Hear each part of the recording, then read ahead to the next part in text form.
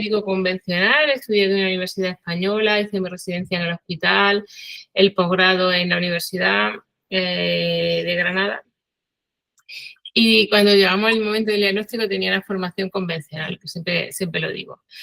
Pero es verdad que quizá los médicos de atención primaria, de familia, tenemos una visión diferente de la enfermedad porque realmente somos los únicos que vemos a los enfermos, en el sentido de que los conocemos quiénes son, a qué se dedican, cuáles son sus problemas, cuál es su familia, cuál es su entorno y los vemos a lo largo del tiempo. Entonces nosotros estamos acostumbrados a ver cómo las emociones influyen en la crisis hipertensiva o en la ansiedad, cómo la diabetes se descompensa en función de las comidas, cómo el ejercicio puede mejorar el dolores articulares, ¿no?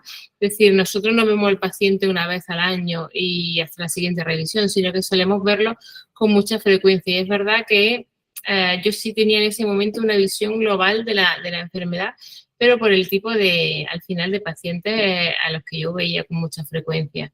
Entonces, cuando me diagnosticaron un cáncer metastásico con 32 años, era muy joven, no era lo normal, el cáncer de ovario antes era de gente más mayor, en posmenopausia, pensé, ¿qué ha pasado para que mi cuerpo haya desarrollado esta enfermedad? Que no es propia de mi edad, tampoco yo pensaba en ese momento que tenía un estilo de vida tan malo, no fumaba a lo mejor, no bebía, pensaba, bueno, que tampoco hago barbaridades. Pensé en mis pacientes, en cómo llegaban a la enfermedad, ¿no? Y es verdad que solemos ver cómo cuando hay un problema emocional hay más riesgo de enfermedades digestivas, enfermedades mentales. Entonces ahí fue cuando pensé, quizá como has estado viviendo hasta ahora, haya podido influir en el desarrollo de esta enfermedad. Sobre todo en mi caso, y la mayoría de los médicos, es el estrés, ¿no? Vivimos con una gran carga asistencial, tenemos mucho estrés porque queremos atender bien a los pacientes, queremos estudiar, queremos ser los mejores y luego tenemos nuestras obligaciones fuera de esto, pues familiares y tal, ¿no? Entonces pensé, quizá como yo he vivido antes del desarrollo de esta enfermedad, haya podido influir en que haya ese desequilibrio en mi cuerpo, al final haya enfermado y el tumor haya escapado del sistema inmunitario, pero quizás si yo cambio la forma de comer, de vivir, de pensar, de relacionarme conmigo y con mi entorno, quizá eso pueda hacer que la enfermedad desaparezca, ¿no? Esa era mi hipótesis, mi premisa, pensando en mis pacientes, en cómo yo veía que los cambios en la alimentación, el estilo de vida, en las emociones, les ayudaban. Y con esa premisa pues empecé a investigar, a buscar información sobre este tema en PubMed, que es la base de publicaciones científicas que nosotros manejamos, y ahí empiezas a ver que hay muchos estudios publicados sobre alimentación, ejercicio, emociones, sol, no sé, incluso hasta los beneficios que puede tener un paciente oncológico andar descalzo por la playa. Y sin embargo, nosotros en la facultad, durante tantos años de la carrera hospitalaria, o sea, perdón, en la carrera universitaria, en la formación hospitalaria, en la formación de posgrado, no nos habían contado nada, más allá de que el tabaco producía cáncer. Y ahí, bueno, aquí vi una luz y dije, ostras, esto es lo que yo quiero. Si ya sé que mi quimio, en mi caso, me ha dicho mi oncólogo que es paliativa para intentar alargar la vida, yo lo que quería era, como queremos todos, que fuera curativa y hacerlo de ahora enfermedad. Al final es lo que todos queremos. Muchos años y que ese niño de 3 añitos, verle crecer, que ahora cumple 18, ¿no? O sea, ese era el objetivo y entonces con toda esa información que yo iba recopilando en PubMed, fui a hablar con mi oncólogo y le dije, mira, esto es lo que necesito para hacer que esa quimio, en vez de ser paliativa que me has planteado, sea curativa y al final sanar y ver a mi niño crecer, que al final es lo que yo quería.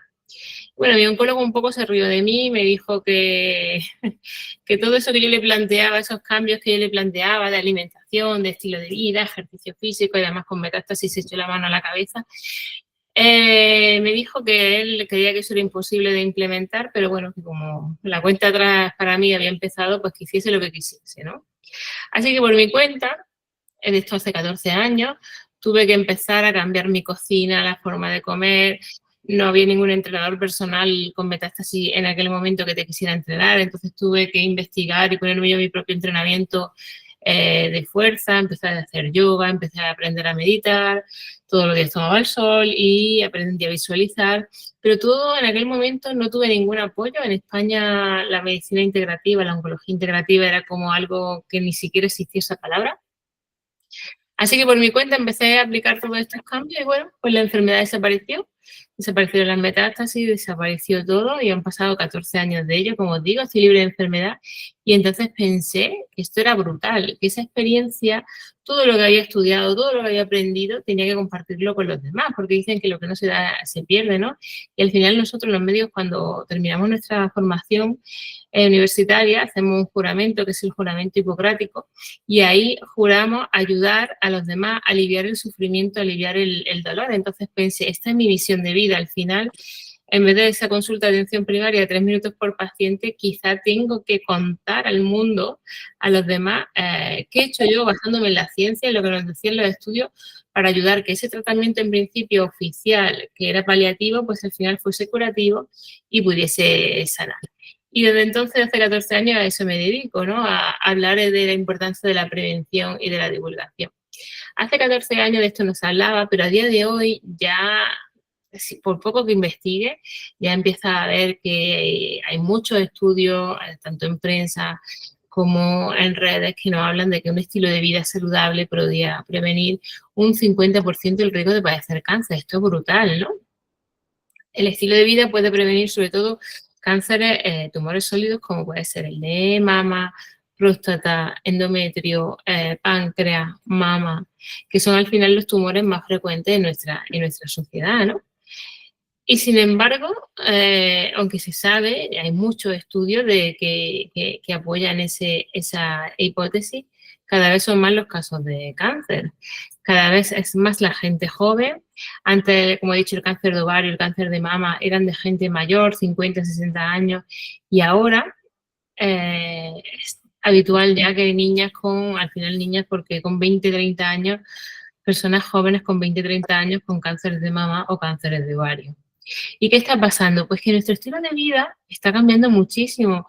Poco se parece al estilo de vida de nuestros abuelos. Cada vez somos más sedentarios, vida, cama, sillón. El sedentarismo promueve la enfermedad y durante la enfermedad, el ser sedentario, el quedarnos esperando en un sillón a que pase el tratamiento, influye de manera negativa en el riesgo de recidiva, en el riesgo de que la evolución de la enfermedad no sea la buena. Entonces, el sedentarismo, cada vez somos más sedentarios, vamos en coche a todos sitios, nos movemos cada vez menos. La obesidad, el sobrepeso y la obesidad también tienen relación con muchos tumores, en especial, por ejemplo, el endometrio o el de mama. Yo misma, antes del diagnóstico, pesaba bastante más que posteriormente, ¿no? El alcohol, el consumo de alcohol está como muy normalizado. O sea, que beber todos los días cerveza o vino es como algo ya muy normalizado y el alcohol también aumenta el riesgo de enfermedad. Luego el tabaco, que yo creo que eso es obvio, que ya eso es de las pocas cosas que todos tenemos claro, pero sin embargo todavía hay muchas personas que fuman y durante el diagnóstico siguen fumando. Y luego la dieta insana. Cada vez comemos peor, cada vez se parece menos nuestra alimentación a la de nuestros abuelos.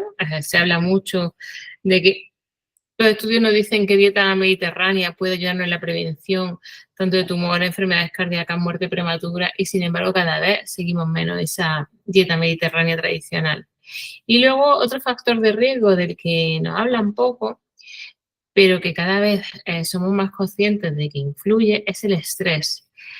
Vivimos en una sociedad donde vamos corriendo a todos sitios con mucha exigencia, un estrés crónico que nos hace enfermar porque nos inflama, disminuye la capacidad de reacción de nuestro sistema inmunitario y eso a la larga nos puede llegar a mayor riesgo de enfermedad.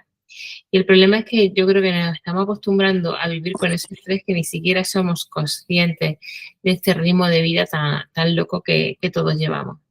Y luego los carcinógenos que cada vez están más frecuentes en nuestro entorno. ¿Qué son los carcinógenos? Son sustancias que nos exponemos a ella a través ya sea de los alimentos, del aire que respiramos, en nuestro lugar de trabajo, en nuestro propio hogar y que pueden aumentar nuestro riesgo de padecer la enfermedad cuando nos enfrentamos a ellos de manera crónica. El problema de los carcinógenos es que conocemos algunos, unos 1000, pero la ciencia, los científicos piensan que hay muchísimos carcinógenos, sustancias que nos exponemos a ellas y no sabemos que pueden producir ese riesgo de cáncer. Quizá dentro de 20 años nos digan que tal práctica era carcinógena. Por ejemplo, antes a los niños los piojos se los quitaban con insecticidas como la permetrina y años después se prohibió la permetrina porque se vio que era cancerígena, o los pesticidas como el DDT, que después, 30 o 40 años después de empezar a usarlo, se retiró. Es decir, sustancias que nos enfrentamos a ellas, ya sea de manera consciente, sabiendo que son carcinógenas, o probablemente muchas no las conocemos, y eso también, cuando se repite esa exposición en el tiempo, puede aumentar el riesgo de enfermedad. En este caso, carcinógenos importantes, pues algunos disruptores endocrinos que llevan los cosméticos cuando no son cosmética natural. Los plásticos cuando se calientan pueden tener bifenol, que también aumenta nuestro riesgo de enfermedad, o cuando las carnes son muy quemadas, cuando las frituras son de mala calidad, con aceites de mala calidad. Entonces, todo este cambio que estamos viendo en nuestra sociedad, de sedentarismo, mala alimentación, carcinógenos, estrés, nos hace vulnerables a mayor riesgo de cáncer. Hay sociedades donde la tasa de cáncer comparada con la de Europa son muy bajas, y son sociedades muy dispersas en el planeta. Se ha visto que, por ejemplo, en Grecia, sobre todo en una isla griega, donde el riesgo de padecer cáncer de los habitantes, que es Ikaria, esa isla, tienen 10 veces menos cáncer que el resto de Europa. Que en Japón los okinawenses tienen mucho menos riesgo de cáncer que los europeos, ¿no? Son sociedades llamadas puntos azules del planeta, donde el riesgo de enfermedades crónicas es mucho más bajo, donde la longevidad es mucho más alta y mejor calidad de vida. Y estas sociedades que están dispersas en el planeta, que podéis investigar, se llaman las zonas azules, tienen en común varias cosas que os podéis imaginar ya con lo que os hablamos. Tienen una dieta donde abundan los vegetales, una dieta saludable con mucho producto local, producto de temporada, donde no se consumen ultraprocesados, azúcar, aceites de mala calidad, donde ya sea por de motivo orográfico o tradicional, la gente se mueve, ya sea porque hay muchas cuestas y entonces suben y bajan cuestas, ya sea porque tradicionalmente tienen huerta o tienen jardín que cuidar, es decir, son físicamente activos, buena alimentación. Luego suelen ser sociedades donde se practican técnicas al final de relajación sin a lo mejor ni siquiera pensarlo. Pues en Okinawa practican la meditación, en Europa, en la zona de Grecia y Cerdeña, donde se ha visto que hay menos cáncer, es habitual echarse la siesta, que al final la siesta cuando es corta es como un reset mental que me permite desconectar de todo lo que llevo en el día y volver a empezar. Y son sociedades donde hay buena alimentación, se practica ejercicio físico y se gestionan las emociones sin dejarnos arrastrar por el estrés crónico este tan loco que nos lleva a nuestra sociedad actual. Entonces, al final, lo que se está viendo a día de hoy es que la mayoría de enfermedades crónicas, no solo cáncer, sino también diabetes, enfermedades cardíacas, fibromialgia, tienen mucho que ver con esa mala alimentación basada en azúcares, ultraprocesados, tabaco, contaminación, exposición a tóxicos, sedentarismo. Al final, la mayoría de patologías tienen el mismo origen común. Este origen común está en que si cuando tengo ese estilo de vida poco saludable, esto conduce a una inflamación crónica en mis tejidos. La mayoría de las enfermedades crónicas son inflamatorias. Hay una inmunodepresión, es decir, mi sistema inmune, que al final es ese ejército que está continuamente batallando en busca de virus, bacterias o células tumorales a las que eliminar. De hecho, si queréis, los que me sigáis en Instagram, seguro que visteis, bueno, el Instagram es mi receta anticáncer, podéis ver que ayer publiqué un vídeo de cómo un macrófago es capaz de detectar una célula tumoral cuando está sano, cuando está fuerte, y eliminarla. Es decir, nuestra mejor quimioterapia natural, digamos, es nuestro propio cuerpo, nuestro propio sistema inmune. Si el sistema inmune está fuerte, está activo, es capaz de eliminar esas células tumorales y quizá no dar lugar a la progresión tumoral, ¿no?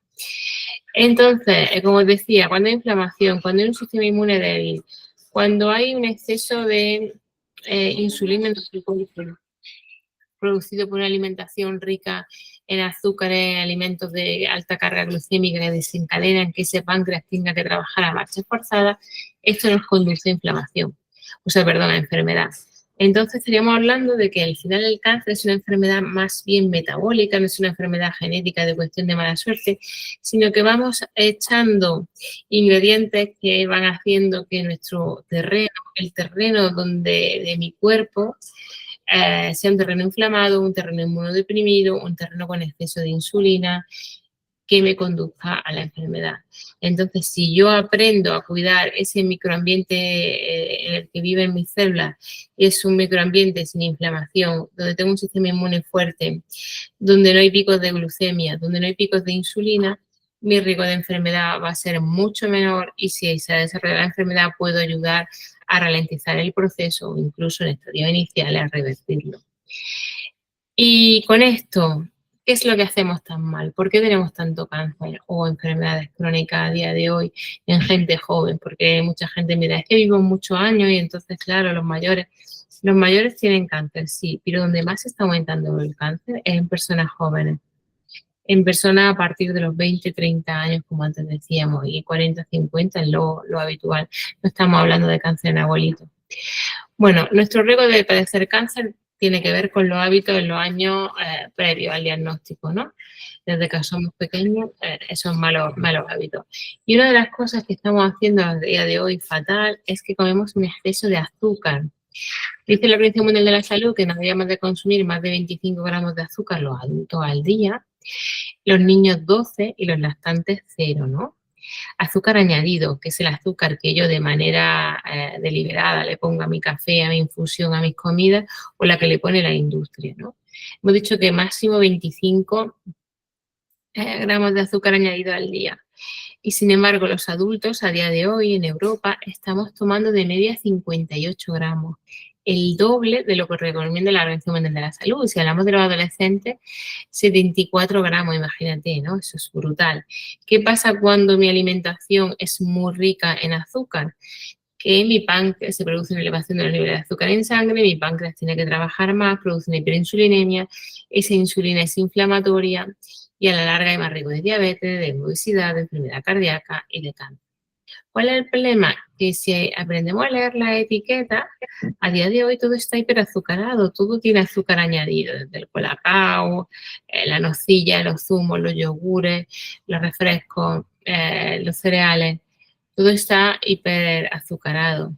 Se calcula que los niños españoles toman de media al año 32 kilos de azúcar. Si tú pusieras uno encima de otro, imagínate, 32 kilos de azúcar es una barbaridad, ¿no? Y ese consumo, desde que somos pequeños, pues a la larga puede conducir a enfermedad. Que un día me tome vaya a McDonald's y coma en McDonald's, pues no pasa nada cuando es una cosa puntual. El problema es que esto se está convirtiendo el consumo de azúcar en algo habitual, ¿no? Entonces, con esto, ¿qué sería lo más importante que yo puedo hacer si quiero reducir mi tasa, mi riesgo de enfermedad o si tengo la enfermedad? ¿Qué puedo hacer yo para ayudar a que ese tumor crezca más lento? Eliminar el azúcar, eliminar los alimentos azucarados, esos alimentos que disparan al páncreas a producir insulina. Y además las células tumorales, cuando viven en un ambiente cargado de azúcar, lo tienen más fácil para progresar. De hecho, una de las pruebas que se pide en oncología es un PEC-TAC. El PEC-TAC lo que hacen es que te inyectan azúcar marcada y ven cómo se distribuye en tu cuerpo. Las células tumorales necesitan mucho azúcar para crecer y cuando ven que hay células, o sea, zonas donde se ha ido el azúcar, ahí es donde hay metástasis. O sea, si esto lo sabemos, si esto se aprovecha en oncología como prueba diagnóstica, ¿por qué no le decimos a los enfermos con cáncer que simplemente no tomen azúcar? Sin embargo, los menús de los hospitales, la comida que dan durante la quimioterapia tiene Coca-Cola, tiene bocadillos de pan blanco, te dan zumos, te dan Coca-Cola. Entonces, por un lado, un poco contraproducente, ¿no? O sea, un poco contraproducente, pero incongruente. Bueno, ¿cuál debería de ser la alimentación a la que yo debería decirle sí y qué alimentación le digo que no? Pues con lo que estoy contando, pues imagináis ese modelo americano donde hay mucho azúcar, mucho ultraprocesado, comida rápida, pizza, hamburguesa, salchicha, barbacoa, zumo, ese tipo de alimentación decimos que no. Y a día de hoy, porque hay mucha controversia, que si hago una dieta keto, que si hago una low carb, que si, bueno, hay muchas versiones, que si hago dietas solo de un monoalimento, como antes comentábamos, solo como brócoli. Lo que se ha visto a día de hoy, que lo ideal sería para la prevención de la enfermedad una dieta mediterránea basada en plantas. Esto significa que la base de mi alimentación va a ser el mundo vegetal, que puedo comer carne, pescado, huevo, pero que el protagonista siempre sea el vegetal. En esa pirámide mediterránea, la principal bebida para consumir es agua, infusiones, café o té. Esto por si luego me lo preguntáis, el café lo podéis tomar, ¿eh? Pero café que sea de tueste natural, sin azúcar, sin leche condensada, coñac, Bailey, esas cosas que se le pone al café. Bueno, agua, café, té, el mate igual, pero el mate sin azúcar, infusiones, ¿vale? Pero siempre sin azúcar, eso sin problema. Fruta y vegetales, ahí vemos a Pablo con su mate. Vegetales, fruta en abundancia, siempre dando prioridad al vegetal frente a la fruta y a ser posible, pues como he dicho, local, de temporada y si puede ser ecológico. Utilizar aceites de buena calidad, el aceite de oliva virgen extra.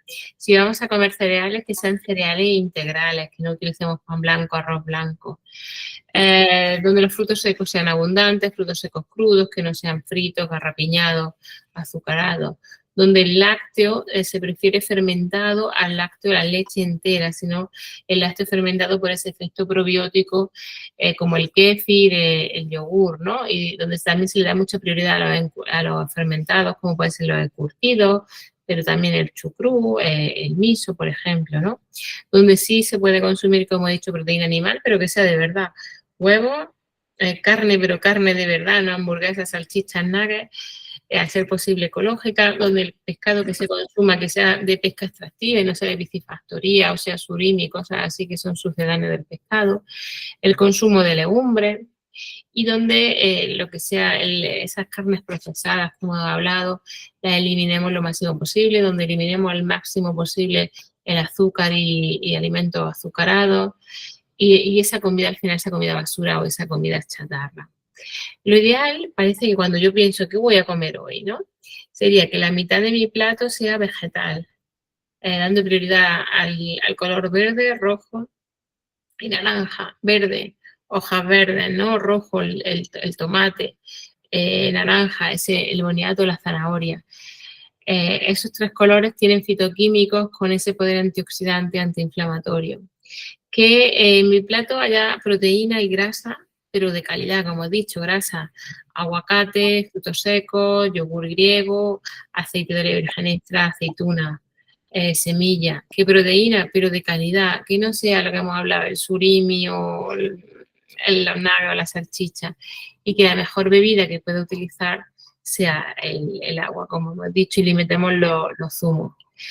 Algo que también es importante, que mi plato sea como el arcoíris, es decir, que no sea monotemático, que solo como tomate o solo como patata o solo como manzana, no sé, que haya abundante color. ¿Por qué lo del arcoíris? Porque al final lo que le da el color, el olor y el sabor al mundo vegetal son los fitoquímicos. Los fitoquímicos son sustancias que le ayudan a la planta a huir de las plagas, pero cuando nosotros los consumimos también actúan de igual manera, tienen poder antiinflamatorio, antioxidante y nos ayudan a eliminar el daño causado a nuestras células.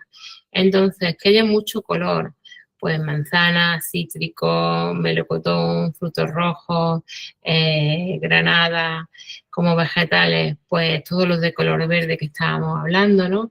Lechuga, canónigo, espárragos, que haya también crucífera, el brócoli, la col, la coliflor, que haya champiñones y setas, que haya tomate, zanahoria, espárragos, que incluyamos la aromática y las especies, cúrcuma, jengibre, canela, guindilla, orégano, perejil, o sea, toda la aromática y las especies que estábamos hablando. Entonces, al final, es una dieta con mucho color, una alimentación arcoíris, donde vamos a intentar no abusar del calor a la hora de cocinar. ¿Qué significa esto? Pues crudo, vapor, cocido, pero que evitemos pues, las frituras, las barbacoas, las parrillas, porque al final eso lo único que va a añadir son benzopirenos, que son sustancias cancerígenas, y además la mayoría de las vitaminas son sensibles a la temperatura, al calor.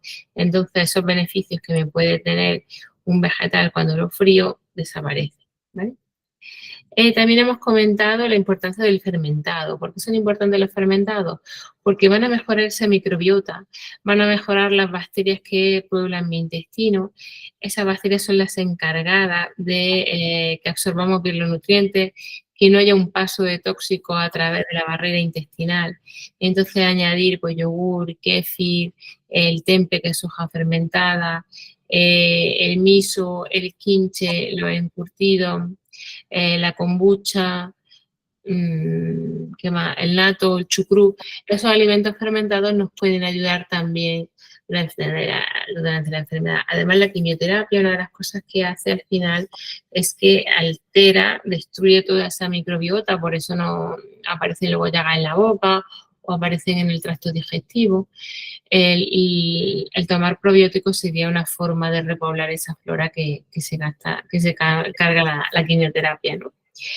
Y con esto, bueno, estaréis pensando, ¿y ahora qué vaya a comer, no? Bueno, yo si empezase a cambiar una comida al día, empezaría cambiando el desayuno.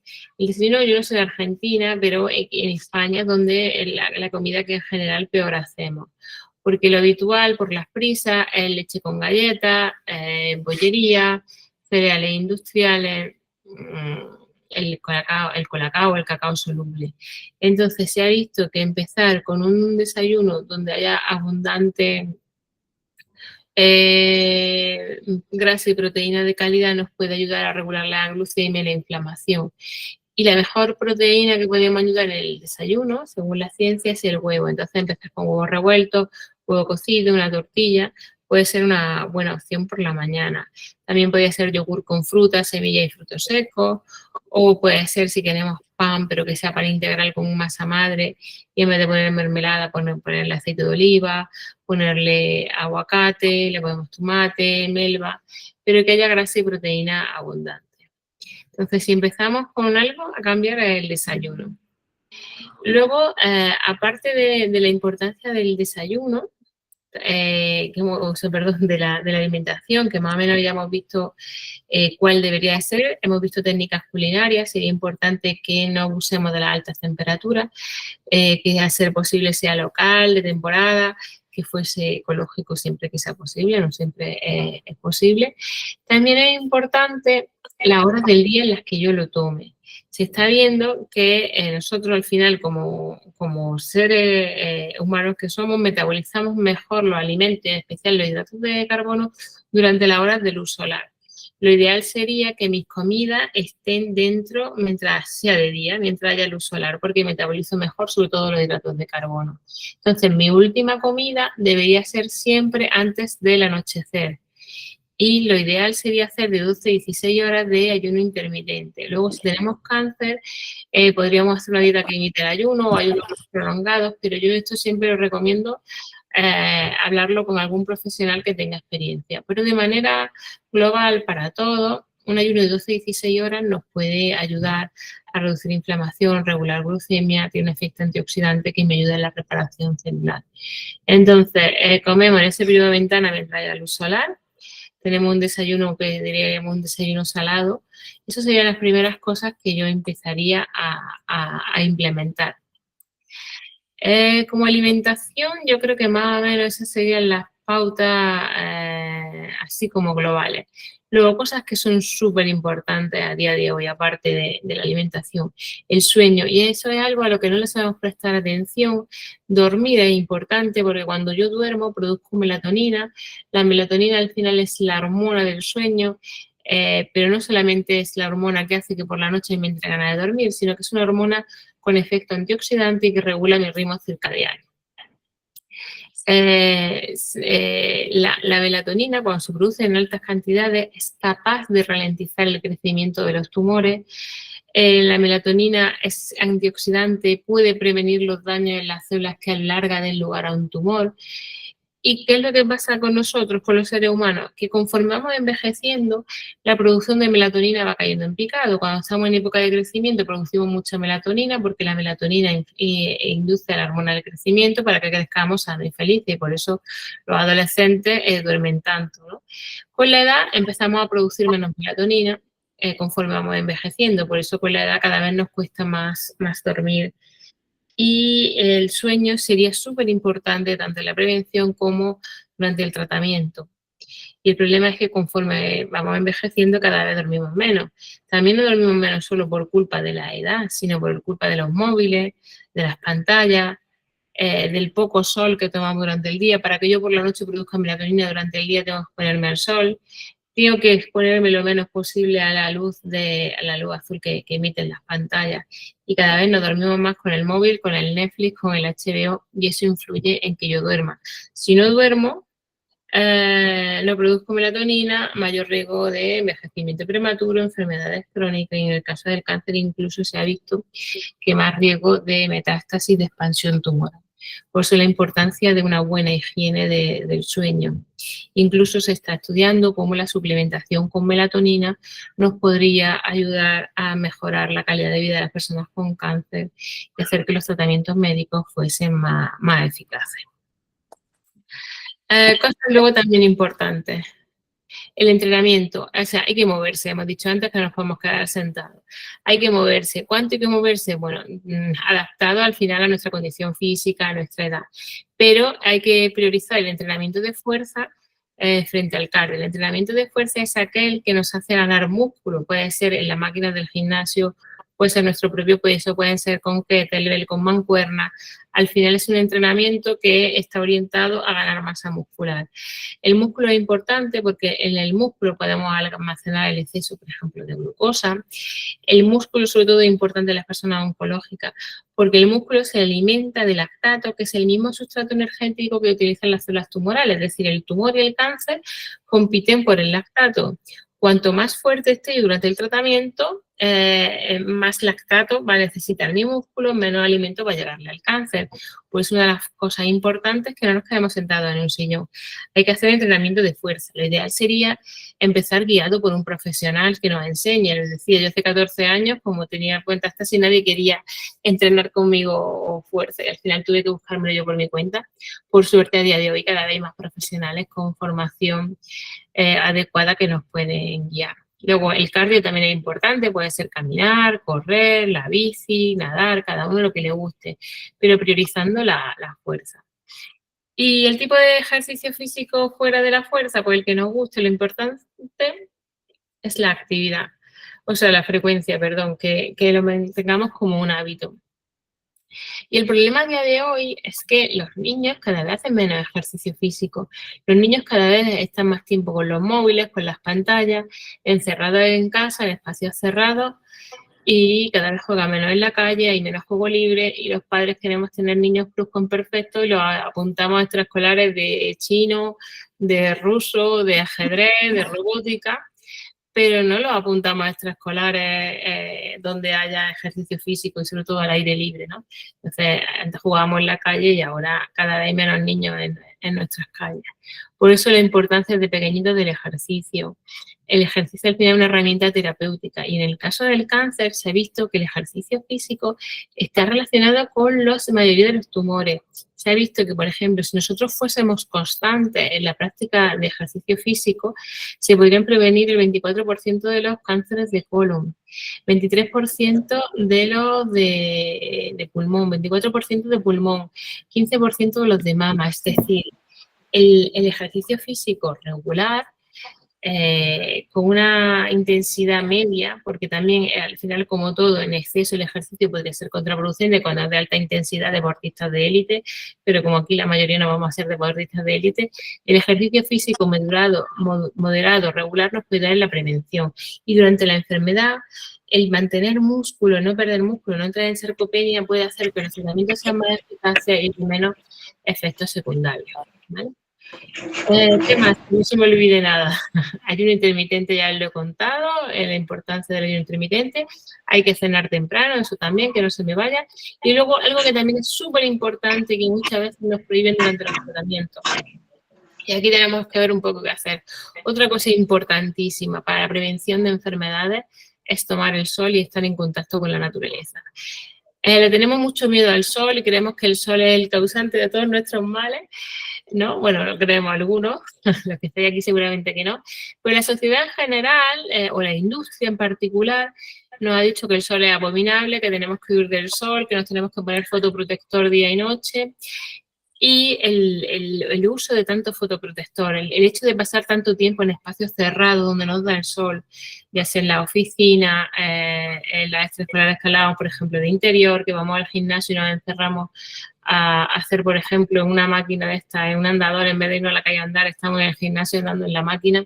El pasar tanto tiempo en espacios cerrados, no hacer deporte al aire libre, no exponernos al sol y cuando lo hacemos nos ponemos fotoprotector, hace que los rayos ultravioleta B, que son los que yo necesito para producir vitamina D, no se produzcan. Y la vitamina D es esencial para la vida.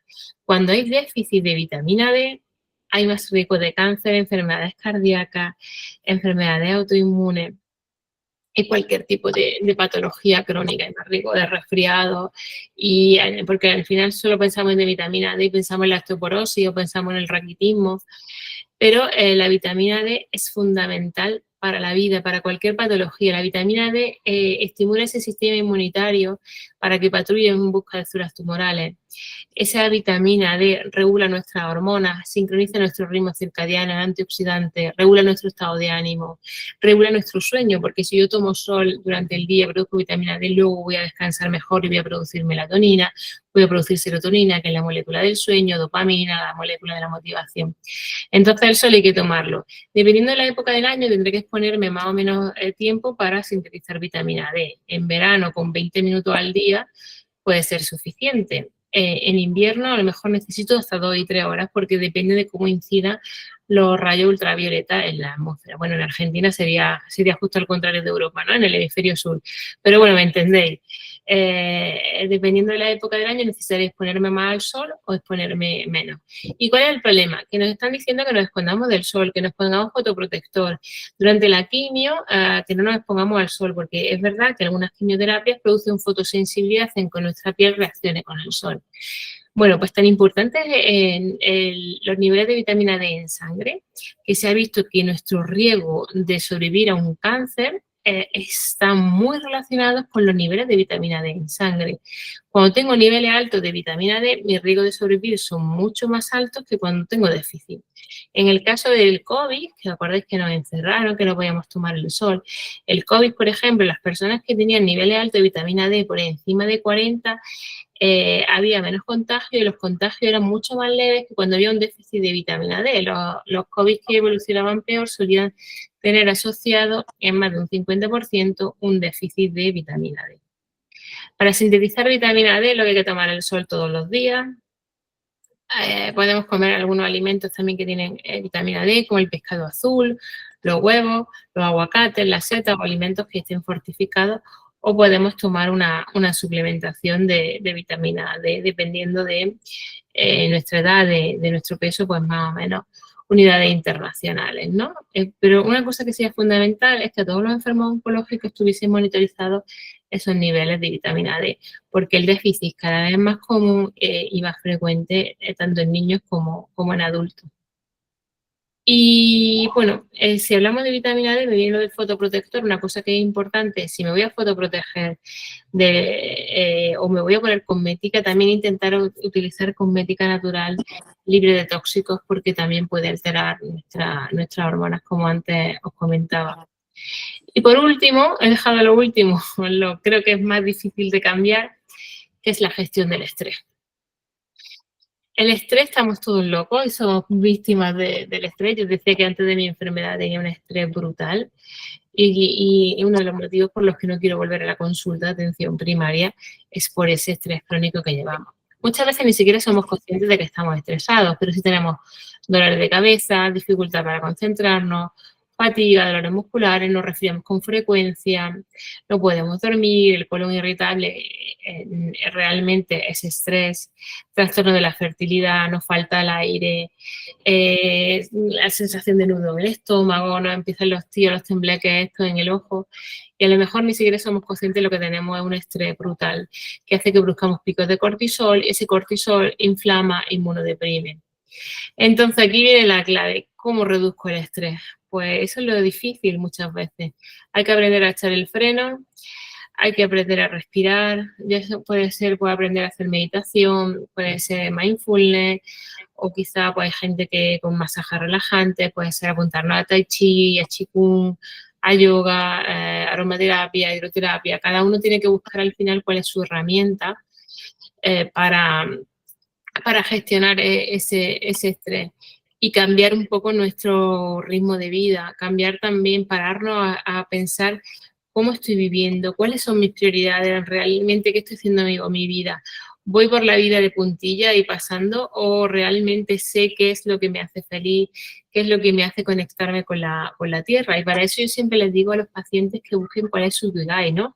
El ikigai es nuestro propósito en la vida o el sentido ese de misión, el tener una razón para levantarte cada mañana. El definir tus prioridades, qué realmente es importante y qué puedo dejar a un lado, ¿no? Para mí, mi Ikigai es poder ayudar a los demás, es intentar aportar mi granito de esperanza en esas personas con cáncer. Y eso es realmente lo que me hace feliz. Como decía, yo dejé la consulta de atención primaria, que me gustaba muchísimo, pero me gusta mucho más lo que hago ahora. Cuando tú eres feliz con lo que haces, eso baja el estrés, baja el cortisol, estimula el sistema inmunitario, tiene ese efecto antioxidante que antes estábamos hablando. Entonces, bueno, pues eso sería ese resumen de buenos hábitos, que si queréis hacemos un global. Comida de verdad, comida real, no comida procesada, a ser posible local, ecológica, de temporada, cocinada en casa, con técnicas culinarias suaves. Es lo que antes no he comentado, si podemos también con utensilios de cocina pues saludable, evitando los plásticos y dando prioridad pues al cristal, al acero inoxidable, ¿no? Exponernos al sol, tener más contacto con la naturaleza, caminar si podemos descalzos por la hierba, por la playa. Después entrenamiento de fuerza, levantar peso y después pues, combinarlo con caminar, correr, nadar, lo que nos guste, la bici.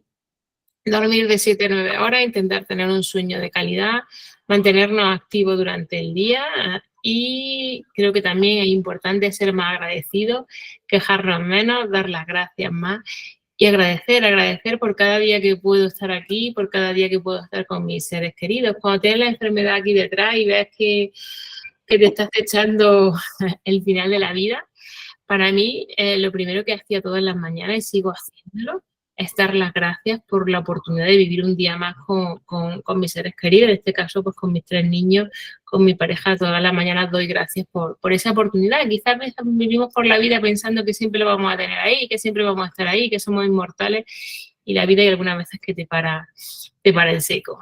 Y con esto, bueno, pues dejamos los 10 minutitos que hemos dicho para las preguntas, para que me preguntéis lo que queráis. Bueno, os voy a deciros que los que queráis saber más, me podéis buscar en redes, sobre todo en Instagram, o podéis ir en el blog, donde hay también más vídeos de charlas, tenéis un montón de información, tenéis los libros, o sea que yo todo lo que voy aprendiendo siempre lo voy compartiendo con vosotros, ¿vale? Así que bueno, ese es el resumen de lo que quería contaros.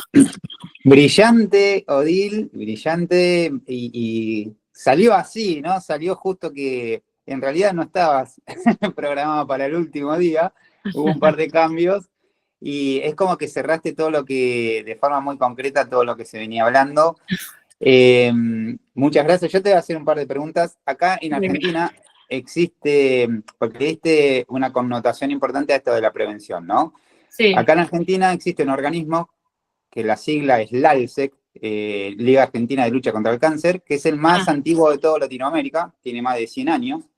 Sí. A mí me tocó entrar en 2014, es una institución en la cual, muy OMS, ¿no?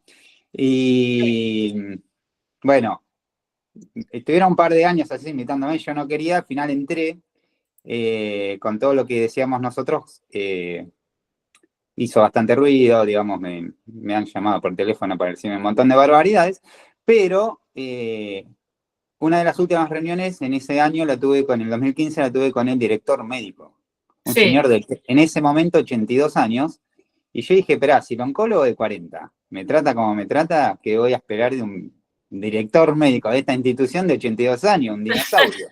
ya, Bueno, al contrario, la tenía clarísima.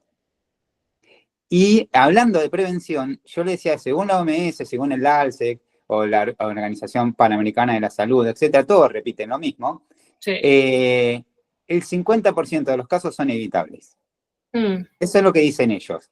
sí, Sacando el 8% que a nivel mundial son los cánceres genéticos, sobre todo en mujeres, queda un 92%.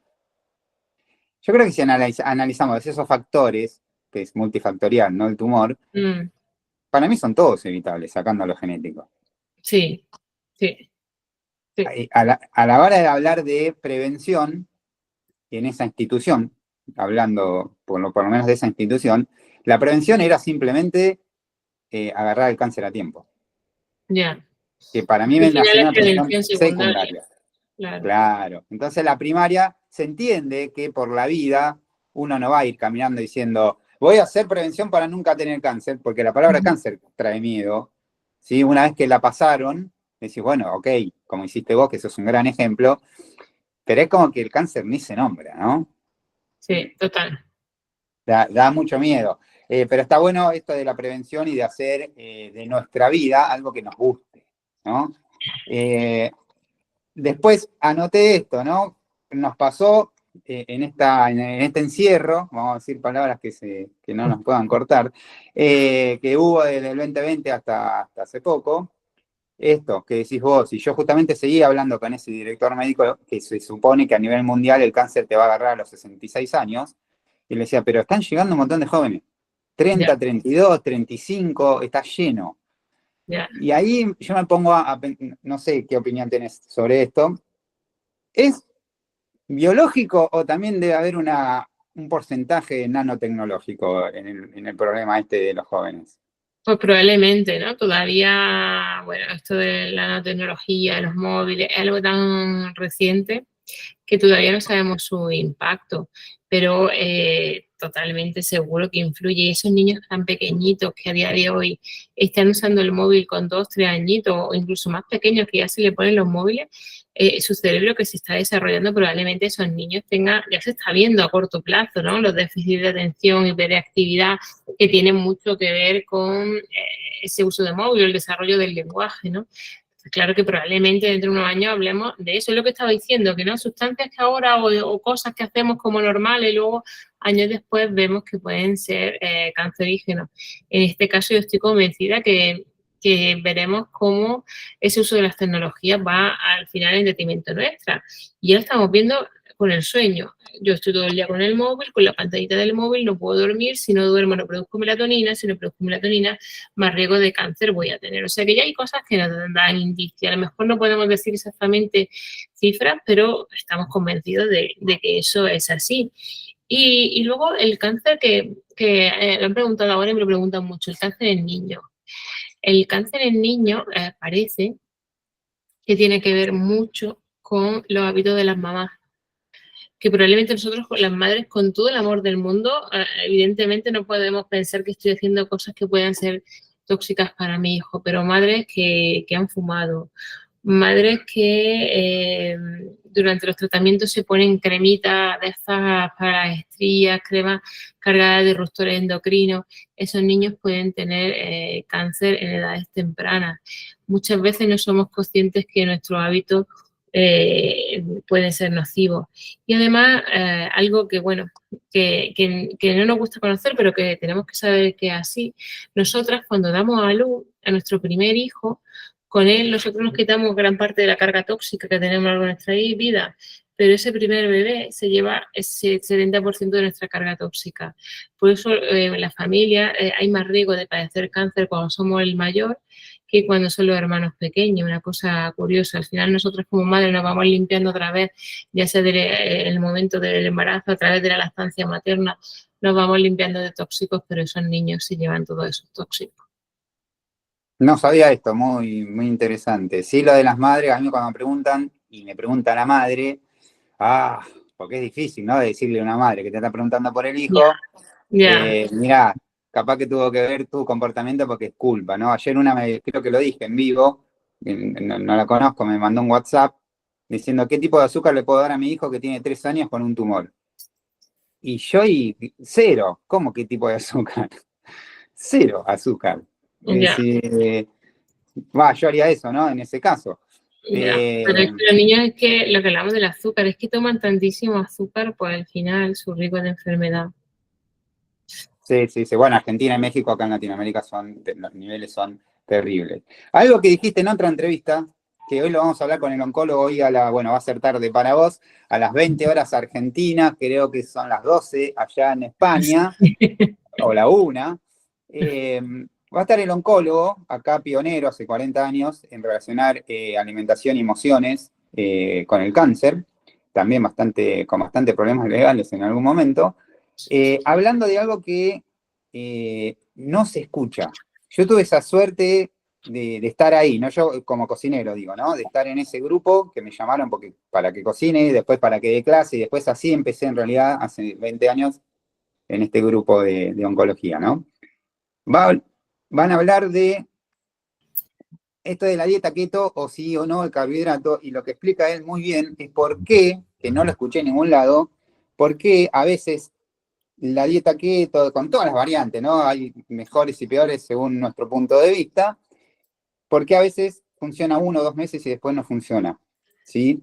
Y el por qué. Y está muy bueno desarrollado el por qué puede pasar esto. Esto lo preguntaron un montón, qué pasa con los ayunos, etcétera. Es muy de cada cual también hasta dónde estirarla. Ayer decía alguien 40 días de ayuno. Me parece un montón. Hay gente que no está preparado en un tratamiento oncológico para hacer 40 días de ayuno. Es muy personal, ¿no? Yo creo que ahí está Claro, también la asistencia que hacen ustedes, ¿no? claro, por eso la Una cosa es importancia hablar de que alguien genérico. te acompañe. Claro, una cosa es hablar genérico que lo que estamos haciendo, ¿no? Claro. Bueno, a ver, preguntitas ya para despedirnos. Cáncer de niño, eso ya lo dijimos. Bueno, endulzar con dátiles o stevia. Ojo con los edulcorantes. Recuerden que los edulcorantes nunca andan solo, lo pueden hacer ustedes caseros. Yo que trabajé en industria, edulcorantes siempre se mezclan por lo menos 2 o 3, si no, no tiene efecto, ¿sí? Bueno, respiren, hagan ejercicios. Me gustó la historia también de cuando fuiste con un monje budista para Sí, aprender toda esa etapa que tiene que ver con el no estrés, ¿no? claro. Eh, pero bueno, en general muy bien, te felicito, te doy las gracias, nos liberamos para que hagas lo tuyo también. Voy a averiguar para traerte acá a Argentina y poder darte por ahí un espacio, ya que querés venir a visitar también. Hoy me encantaría ir a Este, Argentina. ya está grabado. Voy a averiguar a ver si para el Se año lo que vamos a viene pedir al podemos. universo, que confluya todo para ir a Argentina. Ahí está, te lo vamos a cumplir. Ya está. A mí me encanta hacer estas cosas, así que tenemos cómo, así que nos ponemos en contacto y lo hacemos, ¿sí? Bueno, pues un placer. Muchas gracias por esta oportunidad, este ratito.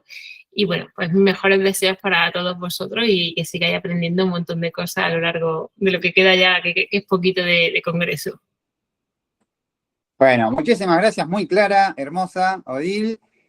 Para quienes estén ahí, 19 horas, sigue el congreso. Le mandamos otro link, no es este link o alguno así que no puede entrar, es otro link. Lo mandamos en el grupito de WhatsApp. Mil Venga, gracias, 60 personas al mediodía es un montón, gracias. Y la seguimos y recuerden, para esto que está explayando Odil también de vivir sin estrés, de hacerse cargo, no tiene por qué ser un sufrimiento, háganlo con una sonrisa, porque eso la es. vida cambia para bien. Muchos se lo toman, viste, como algo, no, pero tengo que... Es hermoso, háganlo Sí, porque es hermoso, cien por eso ciento es. practicable. Bueno, mil gracias, Chao, Odil. chao, buen día, chao a todos.